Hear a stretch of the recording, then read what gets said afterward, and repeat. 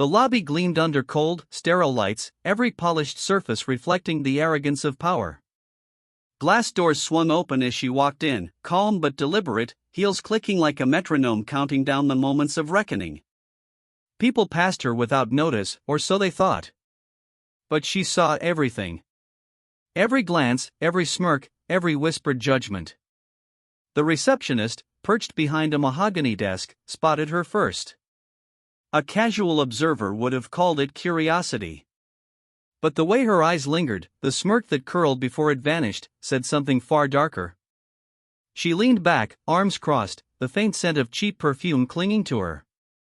"Well, aren't you interesting?" she murmured loud enough for nearby interns to hear.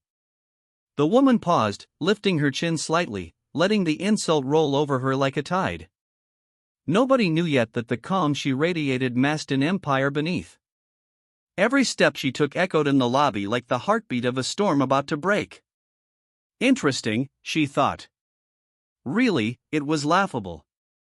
Did this receptionist know who she was, or that her next mistake would cost billions?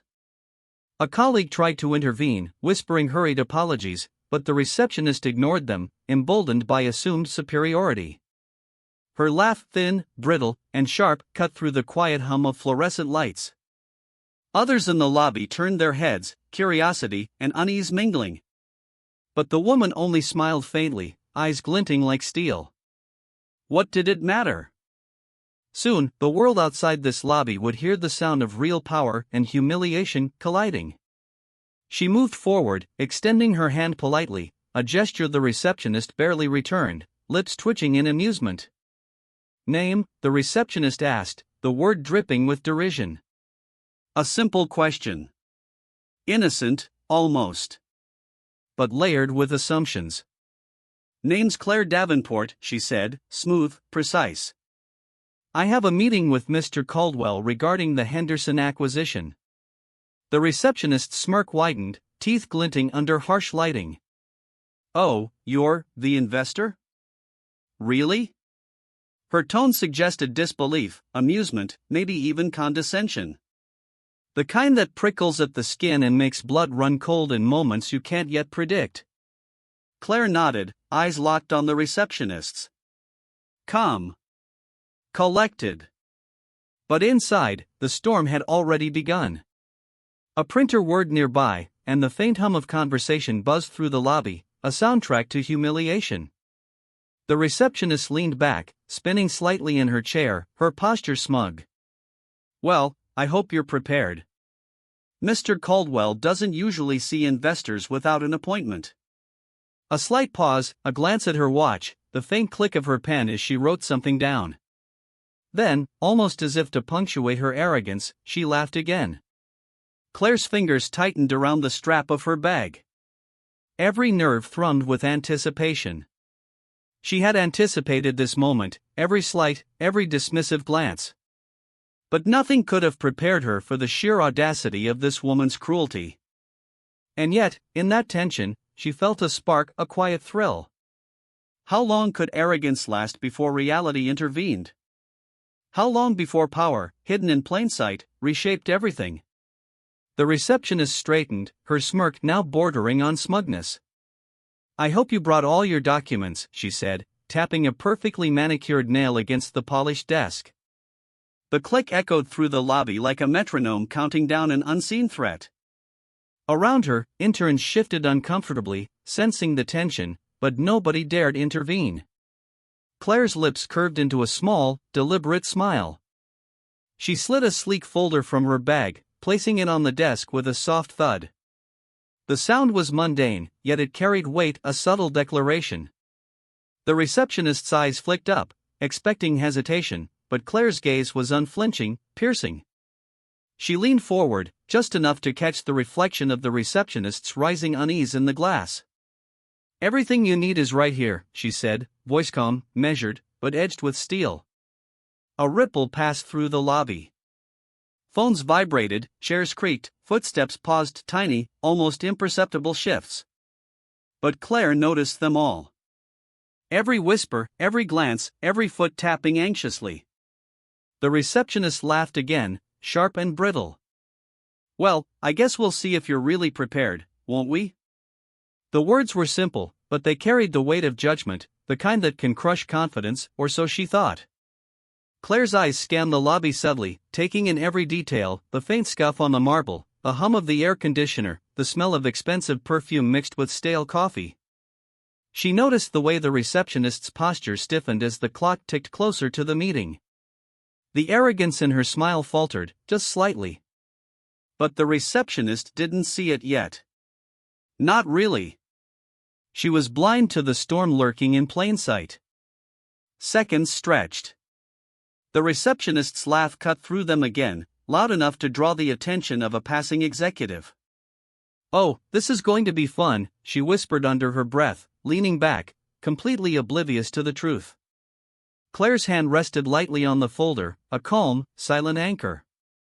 And then, just as the receptionist looked away, flicking through a list of names, Claire pressed a single button on her tablet. The screen blinked to life. Emails, charts, figures, numbers moving at impossible speed. Claire didn't flinch. But on the receptionist's monitor, everything changed in an instant. A subtle error flashed, almost invisible at first. But it carried consequences no one in that lobby could yet fathom. The receptionist's fingers froze mid-tap. Eyes widened. A bead of sweat rolled down her temple, almost invisible under the harsh lights, but unmistakable to anyone paying attention. "Wait, what is this?" The words escaped before she could think. Her voice, previously full of mockery, now trembled slightly. Around her, the lobby buzzed, a low, nervous hum as people sensed the shift but didn't know its source. Claire's calm gaze never wavered. She didn't need to speak again. The weight of her presence alone was enough to make the room shiver.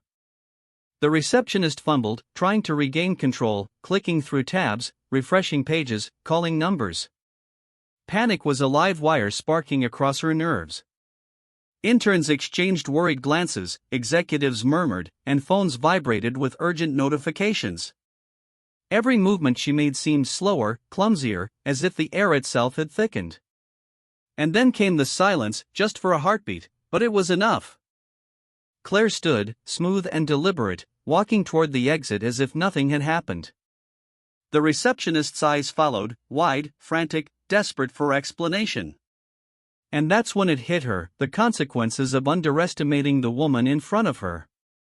Emails pinged, confirmations arrived, calls rang. A $3 billion deal, set in motion for months, was collapsing in real time. Every misstep, every flicker of arrogance, every laugh that had seemed harmless, it was unraveling now, faster than she could comprehend. The lobby felt smaller suddenly. The air heavier. The receptionist's smirk had vanished entirely, replaced by disbelief so raw it twisted her face. Claire paused at the glass doors, looking back one last time, her gaze calm, merciless, almost amused. Sometimes, she thought, people don't realize who they're laughing at until it's too late. And in that moment, the receptionist understood, she had mocked not just a woman, but a storm waiting to be unleashed. The sound of urgent notifications filled the lobby, a relentless digital drumbeat that matched the receptionist's rising panic. Her fingers flew across the keyboard, eyes darting between screens, heart hammering. But it was too late. Every transaction, every approval, every signature she had taken for granted was dissolving in real time. $3 billion gone. And she had no one to blame but herself. Claire stepped closer, the faint scent of her perfume cutting through the panic in the room.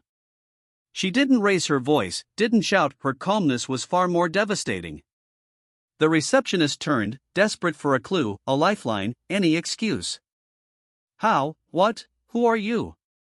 The words stumbled from her lips, trembling with disbelief. Claire's eyes, cold yet luminous with quiet authority, met hers. "I told you my name," she said softly, almost gently. "Claire Davenport." The words sank in slowly, horrifyingly. Claire was not just an investor. Not just a visitor. She was the CEO behind the very deal the receptionist had so casually mocked. Every laugh, every condescending glance, every whispered remark in that lobby, it had all been a trap, a mirror showing the consequences of arrogance. And now, the mirror had shattered. Phones rang, executives swarmed, assistants rushed, chaos erupted around them. But Claire remained still, a calm eye in the storm. She watched the receptionist crumble, the smug confidence replaced by shame, disbelief, and terror. People began whispering, murmuring to each other, casting glances that punctured the receptionist's ego. Social media alerts pinged quietly in the background, rumors spreading faster than anyone could stop them. Reputation, authority, credibility gone in minutes. Claire turned slowly toward the exit, each step deliberate, heels echoing like a drumbeat of justice. The lobby fell silent in her wake, except for the faint hum of machines still processing the collapse. The receptionist's face was pale, almost unrecognizable, the weight of what had just happened crushing her posture. A single thought consumed her: I laughed at the wrong woman. Outside, sunlight struck Claire's face as she walked through the revolving doors. The wind carried the faint scent of city streets, coffee, and exhaust, grounding her in a world she already dominated, but a world now aware of her power. She glanced back once, just enough to see the ripple of panic continuing behind her. Then she disappeared into the crowd, leaving only echoes, heels clicking, whispered apologies, stunned murmurs. The lobby remained frozen, a stage of humiliation and consequence. People would talk about this day for weeks. Interns would retell the story in hushed tones. And the receptionist? She would never forget. Every laugh she had thought harmless had cost her billions in seconds. Claire didn't need to gloat, her power spoke for itself. Sometimes, the world only listens after the storm has passed. And yet, as Claire vanished into the city, a question lingered for anyone who had witnessed the scene: how many people like her walk among us, underestimated, unseen, waiting for the moment to reveal their true strength? The answer was simple, terrifying, and impossible to ignore.